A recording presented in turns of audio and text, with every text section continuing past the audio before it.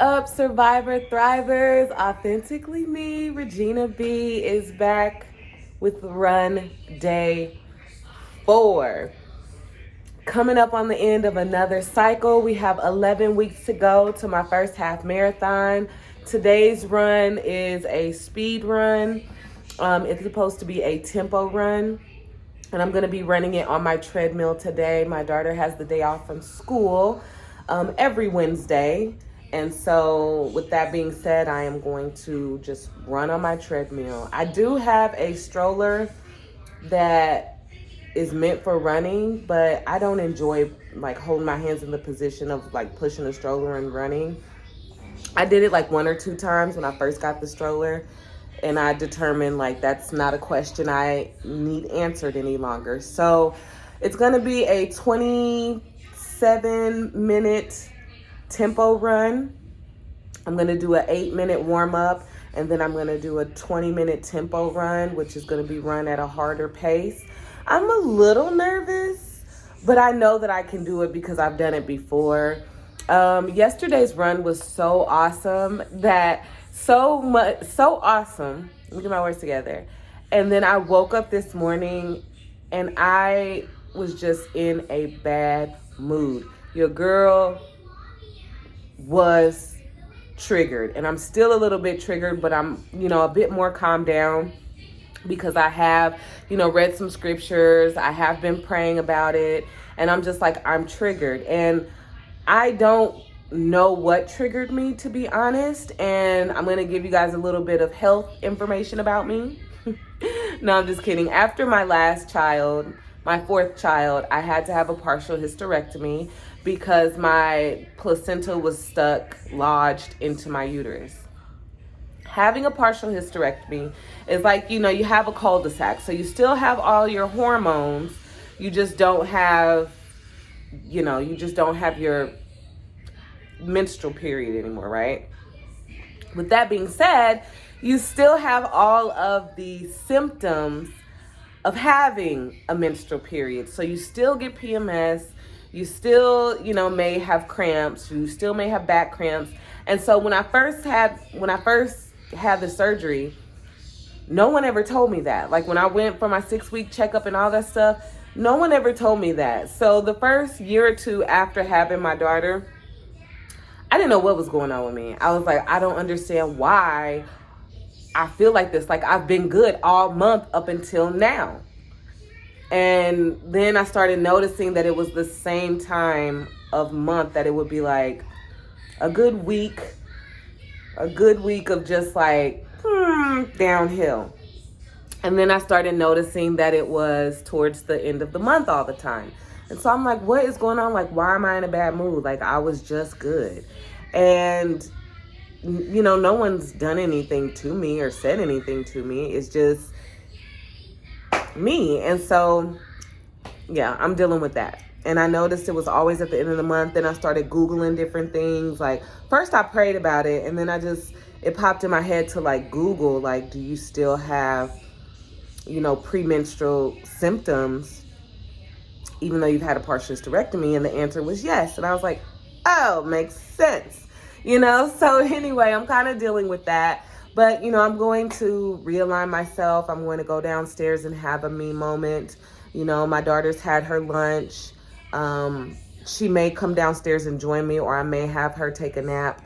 It just depends on what happens after I hit stop. Because I'm going to do a quick little upper body warm up. It's on the Nike Train Club app. It's like upper body combination. If you guys ever want me to share that with you, I will. So I'm just going to go downstairs and do that, get that done. And then I'll do some post-run yoga.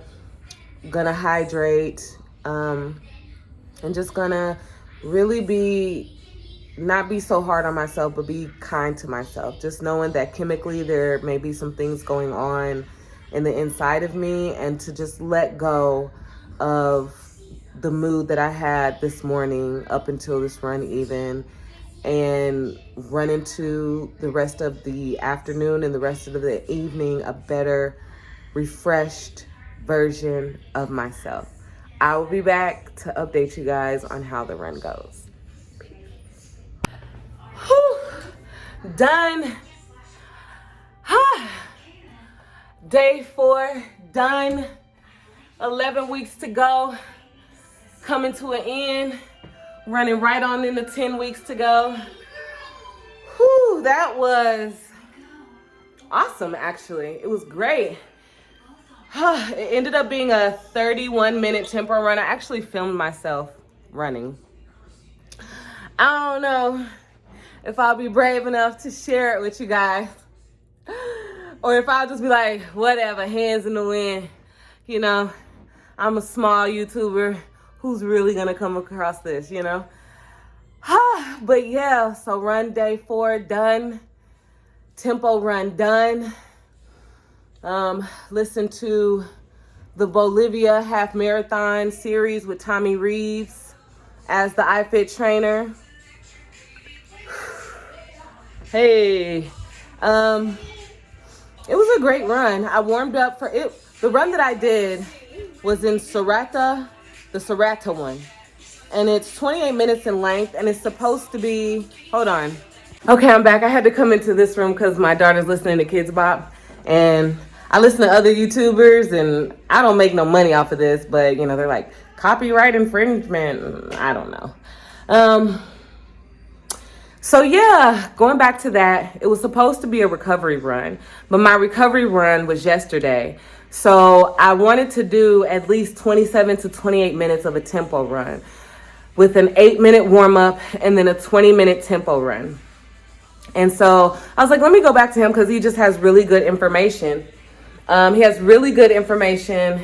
And I said, let me go back to his series. Let me find something that's close to what I want to do, and I'll listen to it. And it just so happened that the run that he was doing was a recovery run, but I went ahead and just turned off the Smart Track system, and I controlled my pace and I controlled my incline and my decline.